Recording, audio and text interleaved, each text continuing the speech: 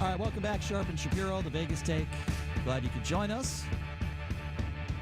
We're just talking about the Smollett story, and we will continue to monitor that. You know, here's a story that hasn't gotten a lot of press. You know, earlier in the day-to-day news broke out that this U.S. Coast Guard lieutenant, a self-described white nationalist, his name is Christopher Paul Hassan. He was arrested last week on weapons and drug charges. You hear about this? Apparently, he was planning a large-scale terrorist attack, and he amassed an enormous amount of weapons and ammunition. And when I talk about gun control, I say there should be a limit to the amount of weapons you can buy and ammunition. I've been saying that for a long time. For you gun lovers out there, I'm sure you disagree with me. I don't care how normal you are. I don't care how responsible you are. There should be a limit to how many guns and ammunition you can buy as a citizen here, period. I've always felt that way. But apparently he compiled this hit list. And shortly after internet searches, he looked up internet searches for things like, what if Trump illegally impeached? Best place in D.C. to see Congress people, Civil War if Trump impeached, and Social Democrats USA. This guy was clearly a white nationalist, clearly a Trump supporter, and a large hit list of people that he wanted to kill, including Chris Cuomo from CNN and other dignitaries and Democrats. But I'm sure Fox News won't cover that story. A lot of people want to say, well, CNN, all they do is rag on Trump, and MSNBC, all they do is rag on Trump. What about Fox News covering this story? You're not going to hear about that, will you? You won't hear about this story. What you're going to hear about, you know, on certain shows on Fox News is how these Covington kids are suing. You're talking like a Billy Madison style list, like Steve Buscemi had on his wall. I mean, but the difference being this is a serious list. This guy was clearly, I mean, it's not funny. This guy was going to kill people. This guy was going to literally try to assassinate people. I don't think that's funny. If I'm on that list, I don't find it funny at all. I think it's pretty scary, if you ask me. But the story you will hear on Fox News all day is that these Covington kids, you know, are suing for $250 million to the local newspaper. That's right, $250 million. Why? Because for a few days, people were attacking them in the media. What are the damages? For a few days, things were a little stressful for them, so that's worth $250 million. I know people in Vegas, friends of mine who are attorneys, that tell me that they've had cases of people that were paralyzed in car accidents and they've only gotten $5,000 because the insurance wasn't good. But you're telling me these kids at this Catholic school deserve a $250 million settlement? Are you kidding me? What are the damages here? Now, you want to throw them a little bit of money, maybe even spread six figures around. I don't have a problem with that. But $250 million, it is a joke. And our court system should not be made as a joke. That's right. Our president of the United States has done that his whole career. He's used our courts as a joke to sue people. I mean, really, is there anybody out there that thinks these kids deserve millions of dollars? Especially if a newspaper retracts what they did. I mean, it literally, it makes absolutely no sense to me.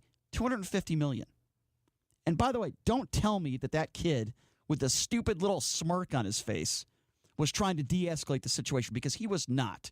He was standing there with this stupid smirk, and I'm not saying it was all his fault, because clearly it wasn't. But what kind of society have we turned into? When, God forbid, people and a newspaper outlet might get a story wrong, and for a few days things might be a little stressful for you because a lot of people are attacking you and going at you on social media, and then it's retracted, and everybody understands, well, wait, that's not really what happened, and these kids didn't really start anything. And by the way, every news outlet did eventually report that. $250 million. I'll take your calls on that one. 257-5396, 702-257-5396, the number to call. And also, this really struck a nerve with me, and I'm sure you'll agree with me on this, JD. You heard about this ISIS woman? She's begging for her U.S. return, and she says she's willing to pay her debts. She was a member of ISIS. Okay, let me repeat that. She was a member of the worst terrorist organization on the planet, ISIS. She wanted Americans killed, dead. She trained with ISIS, death to America, And now she's saying how sorry she is. And now she's saying how badly she wants to get back into this country. This is where I agree with Donald Trump wholeheartedly. This woman cannot and should not ever be allowed back into the United States, without question. Yeah, of course. She, you don't know how many terrorist attacks she planned against the United States in that time. You don't know what she knows and what she's trying to bring back. It makes zero sense for her to be in the United States ever again, considering the fact that she joined a terrorist organization from across the world. At one point on her Twitter account, JD, back in 2015, at least on one occasion, she said she apparently tried to incite Americans to commit acts of violence on national holidays. Now she's saying in an interview, quote, "I would tell them, please forgive me," them meaning Americans, "please forgive me for being so ignorant, and I was really young and ignorant, and I was 19 when I decided to leave." See, to me, being young and ignorant, it's not an excuse. It's the same thing as the governor from Virginia who was in the KKK garb when he was 19 or 20 or 21. That's not an excuse. It's not an excuse. No. I mean, if you're willing to do something that's stupid, and that's just the way it is, you have no business being anywhere near the United States or especially in your political office. And I understand that she was born in this country. But I guess what the Trump administration is trying to debate or argue, whatever they're trying to, I don't care really what they come up with, as long as she's not allowed back into this country. But they're saying, look, no, she's not allowed here. Just because you were born here doesn't mean you're automatically a citizen, especially, by the way, when you're a terrorist, when you're an ISIS terrorist. What kind of world are we living in? So now the president is saying, look, you know, if she does get into another country, if she gets to France or any of these other countries, the president, Donald Trump, and I agree with him here, he's saying, you need to prosecute this woman. You need to get her into the courts and put her behind bars. And I agree with him. The fact that this is even a discussion, that anyone out there would actually think that this woman deserves to be back in the country, is an outrage. It is a complete and utter disgrace. Again, we're talking about ISIS. That's not a mistake. It's not a mistake. A mistake is maybe going a few miles over the speed limit and getting a ticket. That's a mistake. That's what I call a mistake. It's not joining a murderous terrorist organization and leaving the country to do so. Right. That's a conscious decision. A mistake is locking your keys in your car. That's we all do that. That's a mistake. Oops, sorry, I made a mistake. Oh, geez, I got to get my car towed. Or oh boy, I got to get a locksmith. That's a mistake. A mistake is hitting a guy on the road like Jim Boeheim did last night. Ooh, we'll get to that. That's a tough one. But it's not a mistake when you decide to join an organization that cuts people's heads off, that beheads people. That's not a mistake. Let me ask this to you guys out there listening. What would you say to this woman? What would you say to this woman who was a member of ISIS who wants to come back into this country? What would be your message to her? If you had a chance to talk to her right now, what would you say to her? I'll open up the phone lines at 257-5396 on that one. Again, that number to call if you want to be a part of the program, 702-257-5396. Here is a situation where I absolutely positively, and I can't believe I'm saying this, I 100% am on board with what Donald Trump is saying. This is an obvious thing. I can't imagine that another past president would have decided on this one any differently. I can't imagine. Although you can make the argument there were some suspicious things that happened after 9/11, that members of the bin Laden family were flown out of this country. That is suspicious right there. So I don't know what to make of that. Well, what could she really do to prove her allegiance and to her loyalty to her native There's country? nothing she can do. Could she tell the CIA or the FBI exactly where the ISIS groups are, wherever she was at? Could she do that? Well, that's an interesting point you make there. I didn't really think about that. Because she does have information that I would assume that our intelligence community would want. I didn't really think about that. I haven't heard anyone bring that up. That's interesting. Could she have some information that could help our intelligence? I would say possibly. But even then, I don't know. What would you say to this woman? Phone lines are open. 257-5396, 702-257-5396. Let's go to Robert. Robert, thanks for calling in. How are you? What's up, Robert? I'm doing well. How are you guys doing? Doing good. What's on your mind? Great. The one question I would ask her is, are you Jesse Smollett's mother? Have a good night, boys. That's funny. Okay, that was a good one. Thanks, you, Robert. That's a good one-liner. I like that. Luckily, I don't think Smollett's ever been a member of ISIS. Thank goodness. But that is kind of funny. look, when it comes to Smollett, these are two completely different. I know he was making a joke, and that was kind of funny, but these are two completely different scenarios. Even though you could say that Smollett, the terrorism aspect with the fake powder, I think that was aspirin. Yeah, you could make that correlation. Look, Smollett, he didn't try to kill anybody. What he did was absolutely awful, terrible. There's no doubt about that. And Smollett deserves some jail time, but we're talking about a woman that was in ISIS. We're talking about death to Americans. That's right. Death to Americans. 257-5396, the number to call. Again, 257-5396. Let's go to Lou. Lou, thanks for calling in. How are you? I'm good. What's on your mind, Lou? I wanted to talk about, earlier you spoke about the $250 million suit. Yes. For the boys in Kentucky. Yes. I think it was Kentucky.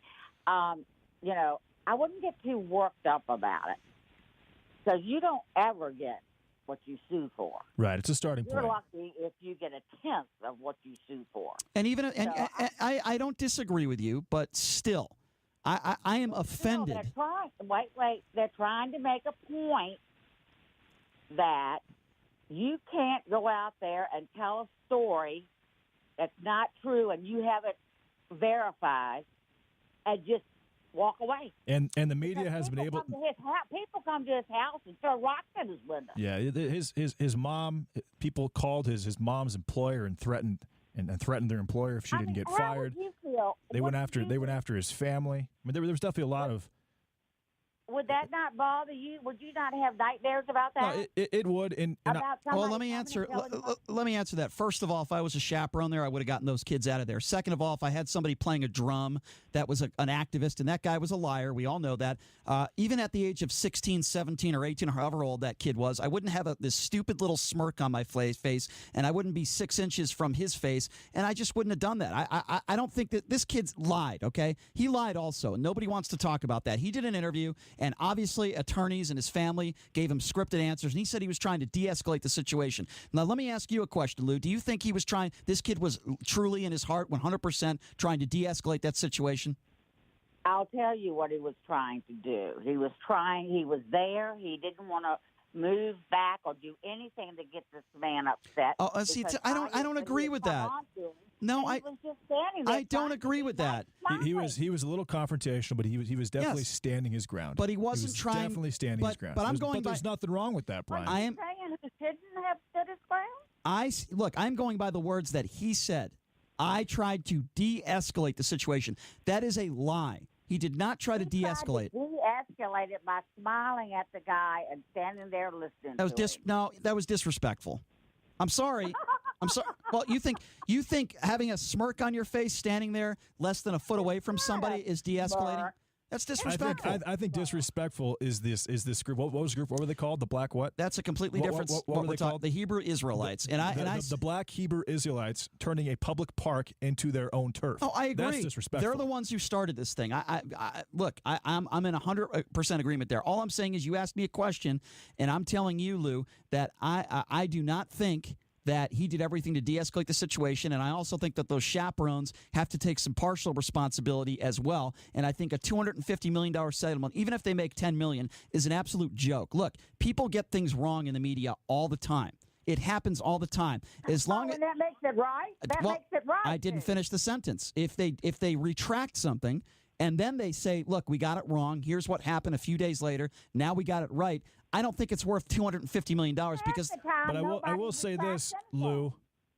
These newspapers have operated basically with impunity for years and years, saying what they want to say, and it's been almost impossible to sue them. So I don't hate the fact that he was able to sue them. All right, fair enough. All right, Lou, thank you for the call. We appreciate it. The number to call is 257-5396. Again, the number to call if you want to be a part of this conversation, 702-257-5396. Of course, what Lou's referencing is this $250 million settlement, these Covington kids, and this one kid in particular.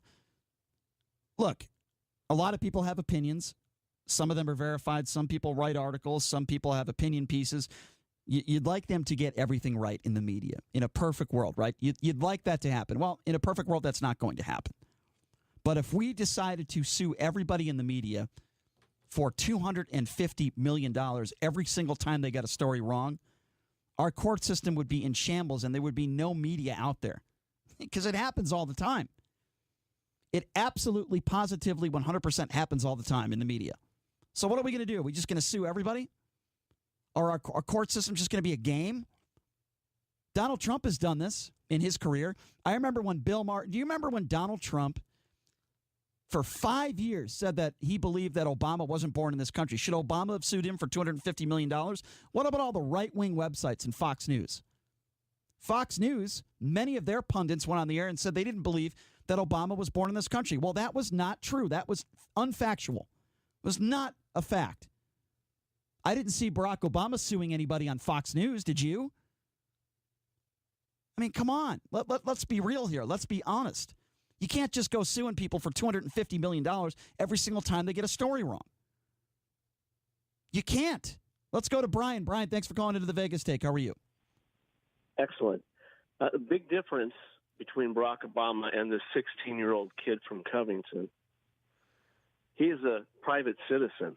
Anybody who's a political figure or sports figure, you name it, they can't sue for being libeled and being slandered. Then why does your president? I agree. I agree with. Kid can. That why does the president cry every day?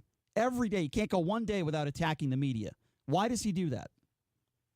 Because almost all of them are against him, I would imagine. Well, no, He's well outnumbered in the media. I mean, perhaps, In fact, but Laura Logan this week said it was 95-5, I believe.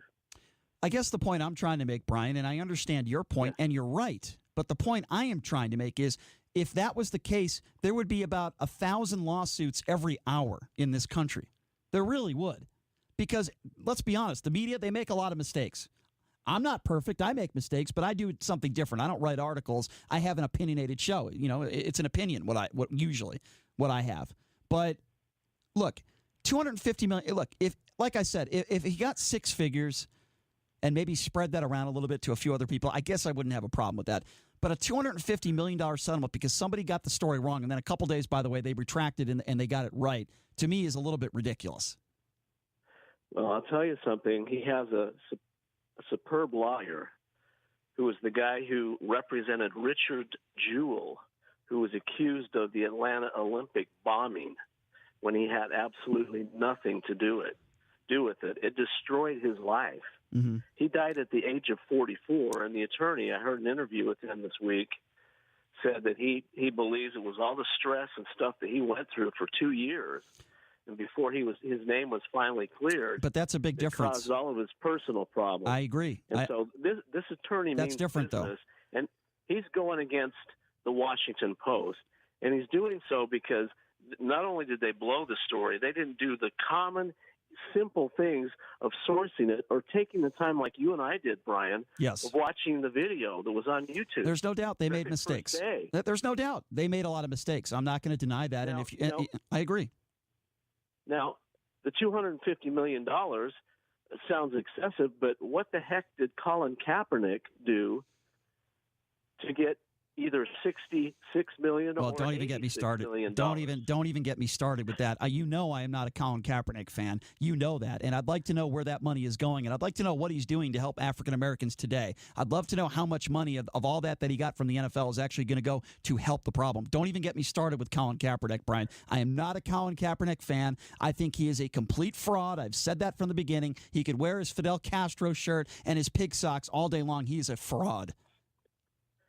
And I'm marking this day down. It's the first time I've ever heard you agree with President Trump over the terrorists. There's been a few times, Brian. There's been a few times. Hey, Brian, always appreciate it when you call in, my man. Thank you so much. Have a good day. You too. 257-5396. He's right. I usually don't agree with Trump. Brian is exactly right. 702-257-5396. Hey, I call it as I see it, man. When I see him do something that I agree with, I'm going to give him credit for it. I don't think he deserves a ton of credit for this, but I agree with him. I think it's a logical approach here with this ISIS woman because it's horrible. Let's go to Chris. Chris, thanks for calling into the Vegas Take. How are you? I'm doing well. You guys? Doing good, Chris. What's on your mind? Hey, I wanted to ask a question. What do you guys think of that Robin Roberts interview with Jussie Smollett? Don't you think that she needed that story to be true?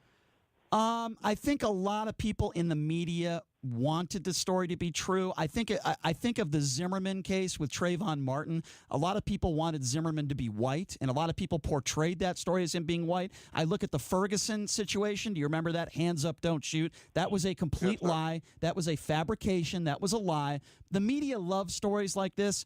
And I think the reason why is because it gets ratings and the race baiting, the race war stuff. However, one person that I cannot stand, Al Sharpton, I will give him credit for this one.